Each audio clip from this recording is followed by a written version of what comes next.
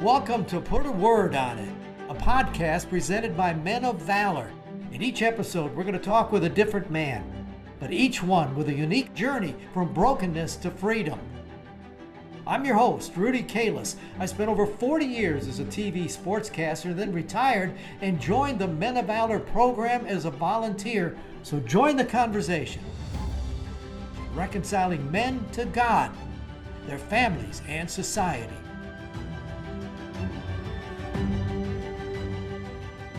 Welcome to another edition of Put a Word on It, brought to you by Core Civic Foundation. We thank them so much for their support. Well, a young man with an interesting story because he grew up his whole life wanting to be special, wanting to be different. Oh, he is different. Nate Pierce is an interesting young man, and from the minute he opens his mouth to smile, you'll see why. All right, smile for me.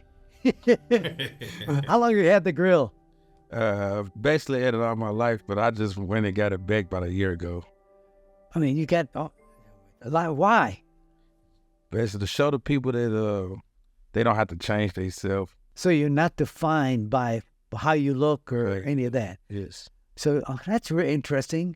It's like you want to see how people will react when they meet you, right? Yes. We're judged by the outside by man. So. Oh, I can see that. That's your personality. Now, did you grow up? Did you have a big family? Yeah, I have a large family. My grandma had 10 kids. Whoa! How many brothers and sisters do you have? Six. Where do you fit in lineup? I'm the oldest. You're the oldest and the smartest? I wouldn't just say that. That'd be boasting. But were your mama's pet? No. No? She was hard? Yeah. Oh, she just made you stand the line, right? Basically, yeah. She stood on me. But you need that. Yeah. Need that sort of thing. Did you have a lot of friends? You could say that, yeah. I had more then than I got now. Oh. So, Were they friends that you needed to be around or that you wanted to? Because some people are leaders, some were followers. Where'd you fit in? now I would say they wasn't. It's hard to say. No, they wasn't friends that I needed to be around, but we was all living the same lifestyle, so it was more like, yeah, they was friends at the time. What attracted you to them? We all skipped school, did the same thing, smoked weed and drank. Did your mom know any of that was going on? Yeah, she did, but I had moved with my dad by the time I was with them. Because they'd split. Yeah, they split when I was like 5 or 6 years old. And he didn't mind? Not as much now. Uh-oh. Just not do it around them or with them. How did it lead to trouble? I started wanting to do things on my own. I wanted to be a man at a young age, so I started selling drugs and stuff. I seen people selling drugs, people in my neighborhood and stuff, so I was more like, I could do that. I can have my own money instead of asking my parents for money. But some people would say, man, get a job. I was too young. How old were you? 13, 14. And you're selling at the age of 13 and 14? Yes. Or are you running stuff for other people? No, I was selling. We got robbed at the age of 14, first time. You got robbed? Yes. Now, do you know you're doing wrong? Yeah, I knew. But it didn't matter? No, because I wanted money. What you do with the money? Then I was just buying shoes and stuff and had my own lunch money for school when I was in school. Some just crazy stuff, really. Got weed. You're too young to get a car. I was too young to do anything. So what happens? You're growing now. You're 15, 16, 17. You still doing the same thing? Yeah, I was doing the same thing. I got my first car at 16. Got your first car at 16. No driver's license. Nope. Don't you know you're just running out of borrowed time? Yeah. I didn't know then. I thought I was slick. Well, how did the slick end? Bad. I made it through my juvenile years, but as soon as I turned 18, 2 weeks after my 18th birthday, I got locked up for 3 years. For what? Drugs. Selling? What you were saying? Selling to a confidential informant. What did that feel like? Now all of a sudden, bam, the cell door slams. At first I was scared, to be honest. I was scared, but I was like, well, I'm here, I done it. So I don't know. It was fear though. There's something in your mind. You got a choice now. Either you say, well, when I get out, I'm going to be smarter, slicker, I'm going to get away with it, or, man, I got to do something different. I can't live this way. Which one was going on with you? Smarter and slicker, because I met more people that I didn't know.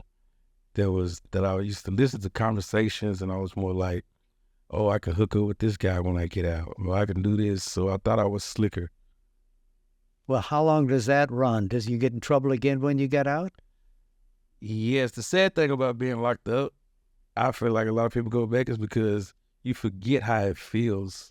Once you get released, everything goes away. The past, the time in jail goes away? Time in jail goes away. You don't always just feel it and realize a siren goes off or something? You don't recognize it until the blue lights behind you or you're in booking. It's like you forget it all. So you went right back to it. Right back to it. All right, what happened? A year later, I got locked up for criminal homicide. I was charged with it, but they dropped it to attempted criminal homicide because the guy didn't die. He was in ICU. Did you do it? Yes. Why? He stole some drugs from me. Anything begin to register in your mind? Anything begin to say, why does this keep happening to me? Or not yet? Still not yet. I still didn't think of it. I was more, I don't know, by then, I didn't think I was going to go to jail for that. I thought I was going to get away, but like, I get to the house, they was waiting on me. You thought you would get away with it? Thought I was going to get away with it. Man, you got some things to learn, don't you? And you got to learn the hard way. Yeah. All right. You didn't do any time for that? Or you did? Yeah, I did. I did a year and got out on probation. All right, help me along. When did you finally realize enough is enough? The last go around. Tell me about that. I was in a high-speed chase, and it was bad. I ended up getting away. I was citizen arrest after I got away, though. I guess they put an alert out on this, told the neighborhood, but I wrecked my car after the chase. And I knocked on someone's door, asked them, can I use their phone? And they called the police on me. They put a gun to me and told me to lay down until the police got there. You're back in jail. Back in jail. It's somewhere I don't know where I'm at. I wasn't even supposed to been out there. Nate, when did you wake up, man? That's when I woke up. I got locked up. I had nobody around me. Had nobody to talk to. And I had a dream, and it was more like, I feel like God came to me himself and was like, deny this, deny me now. Because it was more like a spiritual awakening. Because I believed in God always, but not the Bible. So I used to go against it. But this experience that I had, it showed me everything vividly, what was going on and why I didn't die, why this didn't happen, or why this didn't happen. And it woke me up. Happen like that, or did it begin the process of turning you around? It happened immediately like that. I used to have dreads, and I woke up, I was like, I'm gonna cut my hair. I prayed when I woke up, and I read the Bible for the next 7 months straight, no other book. How long ago was that? This was about 2 years ago. I got baptized a year later. And you've been here at Men of Valor for how long? A year. What do you want to do with your life now? I still don't know, but I want to help. What I do want to do is help. Kind of like Revelations 12:9, to give my testimony. Hopefully my story can help people. Well, I want to catch them young. Our program has put a word on it. Yeah. You got a word for me? Work. Work. Work will be my Colossians 3:23. Whatever you do it from the heart. Work for the Lord and not for people.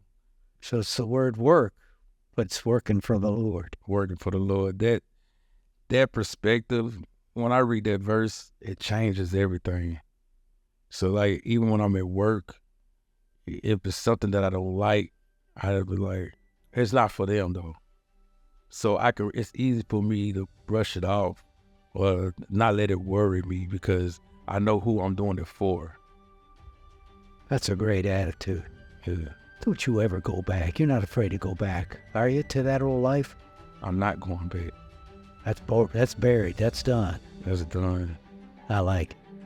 Put that grill on them. Smile at 'em. God bless you, my friend. Thank you. Well, I hope you enjoyed Nate's simple word like work. You have to work at it. It's not the easiest. Yes, you ask our Lord to come into your life, but then the work is out of love, and that's what he's doing. He wants his life to change. He said, I'm not going back. Cannot be. Took a long time, but it's for real now, and I appreciate that young man for all that he's done. Thanks for joining us. Join us again next time as we put a word on it.